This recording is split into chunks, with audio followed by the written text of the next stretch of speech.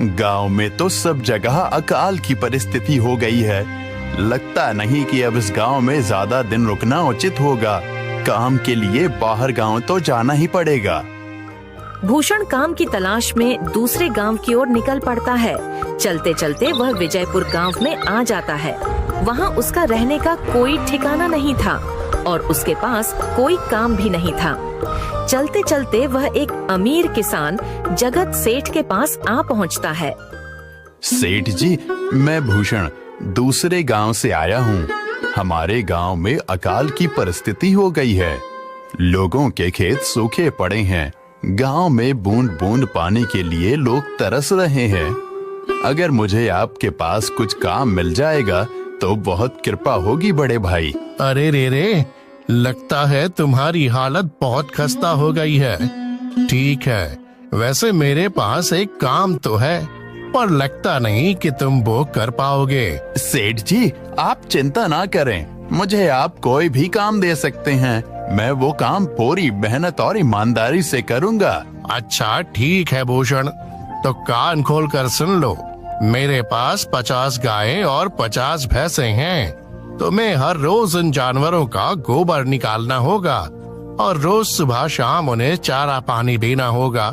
महीने के आखिर में तुम्हें इस काम के लिए 200 रुपए मिलेंगे। और हाँ, 2 वक्त का खाना भी हमारी तरफ से मुफ्त दिया जाएगा। बोलो, क्या तुम ये काम कर पाओगे? अरे बाप रे, 50 गाय और भैंसों को संभालना आसान काम नहीं है। पर अब मैं कुछ कर भी तो नहीं सकता, और ऊपर से सेठ जी 2 वक्त का खाना भी दे रहे हैं। ठीक है सेठ जी, मैं ये काम कर लूंगा, पर एक विनती है। हाँ बोलो भूषण, क्या बात है? सेठ जी, अगर आपको समस्या ना हो तो क्या मैं आपके गायों के साथ गौशाला में रह सकता हूँ? सेठ जी, मैं इस गांव में नया हूँ। मेरा रहने का कोई ठिकाना नहीं है। जग्गा सेठ थोड़ी देर तक सोचता है और भूषण को ऊपर से नीचे तक देखने के बाद उससे कहता है, ठीक है भूषण, तुम गौशाला में रह सकते हो। जी धन्यवाद सेठ जी। तब से भूषण गौशाला में रहकर अपना काम करने लगता है। वह रोज जल्दी उठकर गाय और भैंसों का गोबर निकालता, उन्हें चारा डालता और समय पर पानी भी पिलाता था। हर रोज भूषण अपना काम ईमानदारी और पूरी मेहनत से करता था।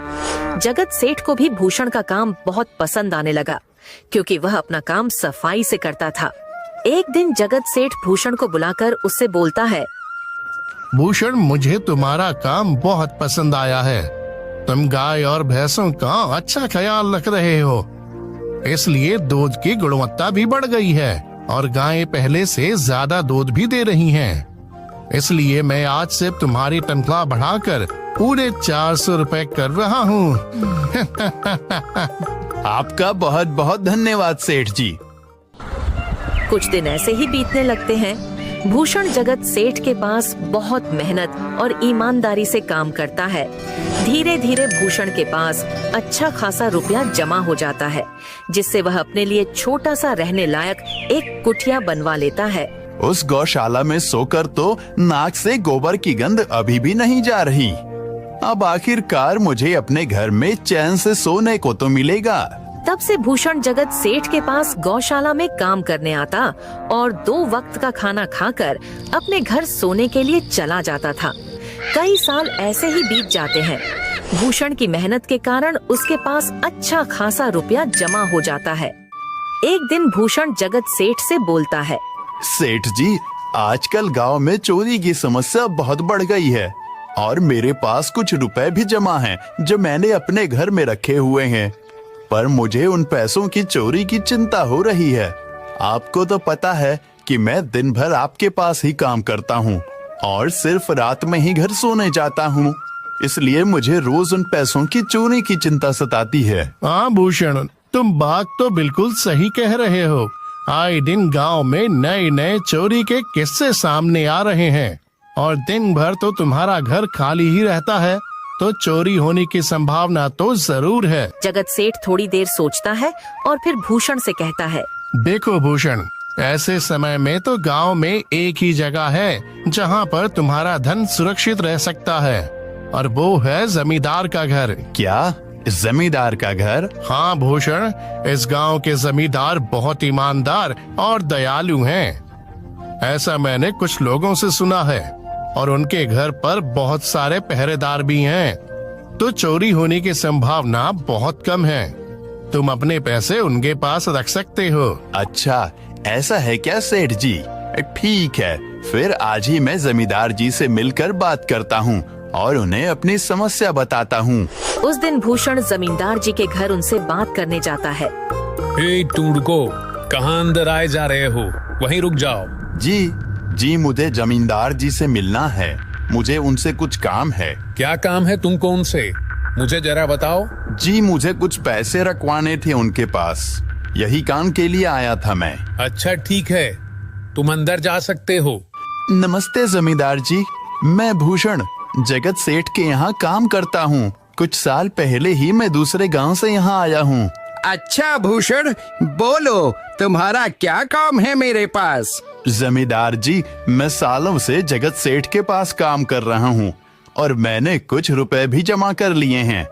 पर बात यह है कि गांव में चोरी की समस्या बहुत बढ़ गई है, तो मुझे अपने रुपए घर में रखने से डर लग रहा है। अच्छा, कितने रुपए जमा किए हैं तुमने? जमींदार जी, यही कोई 5 से 6 हजार रुपए होंगे मेरे पास। वाह, ये तो बड़ी रकम है। मैंने आपकी ईमानदारी के बारे में लोगों से बहुत सुना है, इसलिए मैं अपनी रकम आपके पास कुछ वक्त के लिए रखने आया हूँ। हाँ भूषण, तुमने बिल्कुल सही सुना है। तुम्हारी रकम मेरे पास पूरी तरह से सुरक्षित रहेगी। तुम अब चिंता ही छोड़ दो, मैं सब देख लूंगा। भूषण अपने पैसों की थैली जमींदार को दे देता है। ये पूरे 5,800 रुपए हैं, आप गिनकर देख लीजिए। गिनने की क्या जरूरत है? तुम तो जगत सेठ के आदमी हो, मुझे तुम पर पूरा विश्वास है। जमींदार जी, आपका बहुत बहुत धन्यवाद। अब मुझे चोरों का कोई डर नहीं है, क्योंकि मेरे पैसे सुरक्षित हाथों में हैं। अरे भूषण, कोई बात नहीं, धन्यवाद तो मुझे बोलना चाहिए, जो तुम मेरे पास आए अपने रुपए रखने के लिए। भूषण अपने पैसे जमींदार को देकर अपने घर चला जाता है। हाँ भूषण, तुम्हारे पैसे मेरे हाथों में ही अच्छे लगते हैं। ऐसे ही भूषण ईमानदारी और मेहनत से जगत सेठ के यहाँ काम कर रहा था। देखते ही देखते 2 साल ऐसे ही बीत जाते हैं। एक दिन भूषण सोचता है, अब बहुत साल हो गए जगत सेठ के यहाँ काम करते हुए। वैसे सेठ जी तो बहुत अच्छे इंसान हैं, पर सोच रहा हूँ कि खुद की जमीन लेकर उस पर मेहनत करूँ, तभी मैं बड़ा आदमी बन सकता हूँ। अब जो मेरे पास थोड़े कुछ पैसे हैं और जो जमींदार के पास कुछ पैसे संभालने के लिए दिए हैं, वो जमा करके थोड़ी जमीन खरीद लूंगा। आज ही जमींदार से मिलने जाता हूँ और अपने रुपए मांगता हूँ। ये सोचकर भूषण जमींदार जी के घर चला जाता है। जमींदार जी, मैं अपने रुपए वापस लेने आया हूँ। आपके पास मैंने 5,800 रुपए दिए थे संभालने के लिए। अरे भाई साहब, मैंने पहचाना नहीं आपको, वैसे कौन हो आप? अरे जमींदार जी, मैं भूषण हूँ। पिछले साल मैंने आपको पैसे संभालने के लिए दिए थे, याद आया कुछ? अरे भाई साहब, मेरे पास कितने सारे लोग आते जाते हैं पैसे रखने के लिए, और सभी के साथ मेरा अच्छा व्यवहार होता है। वैसे आपके पास कोई कागजात हैं क्या? क्योंकि मैं हर व्यक्ति से कागज पर ही व्यवहार करता हूँ। किसने कितने पैसे दिए, किसके कितने पैसे रखे हैं, सबका व्यवहार रहता है मेरे पास। जमींदार जी, ये आप क्या बात कर रहे हैं? आपकी ईमानदारी देखकर ही मैंने आपको पैसे दिए थे संभालने के लिए, और आप अब ऐसी बातें कर रहे हैं। कृपया करके मेरे पैसे मुझे वापस कीजिए। हाँ भूषण, मैं ईमानदारी से ही काम करता हूँ, इसलिए तो तुमसे मैं डॉक्यूमेंट्स मांग रहा हूँ। क्या तुम्हें पता नहीं, जब तुम किसी से पैसों का व्यवहार करते हो तो तुम्हें स्टाम्प पेपर पर लिख कर देना पड़ता है।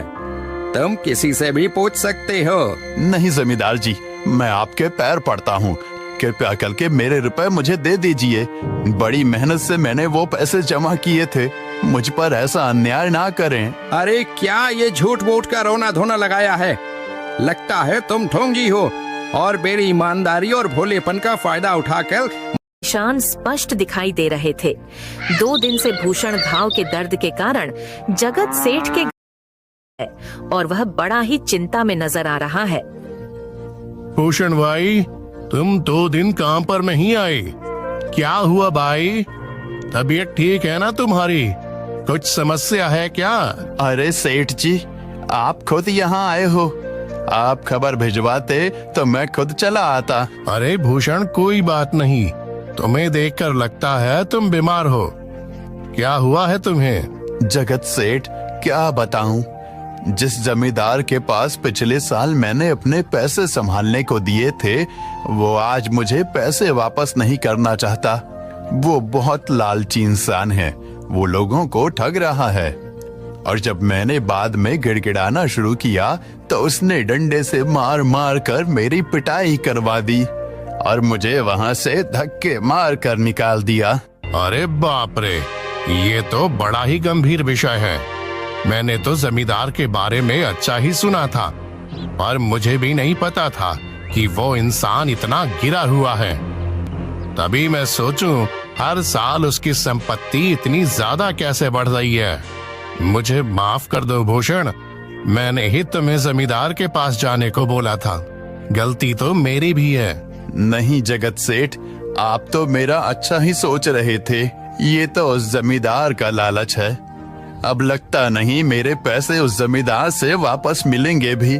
भूषण, मेरे पास एक तरकीब है जिससे मैं तुम्हारे पैसे तुम्हें वापस दिला सकता हूँ। जगत सेठ भूषण के कान में सारी तरकीब बताता है। ठीक है सेठ जी, हे ऊपर वाले, ये तरकीब कामयाब होने दीजिए।